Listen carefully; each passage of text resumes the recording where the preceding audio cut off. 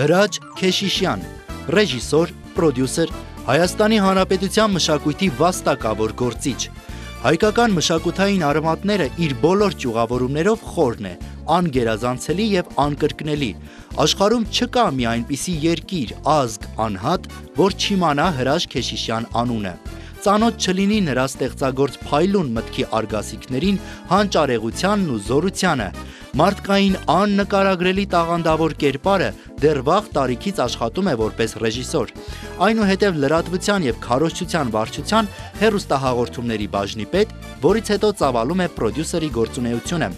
1999-ից 2011 թվականներին եղել է Հայաստանի հանրային եւ Նոր Ալիք հեռուստաընկերությունների բազմաթիվ հաղորդումների եւ շոու ծրագրերի ռեժիսորը։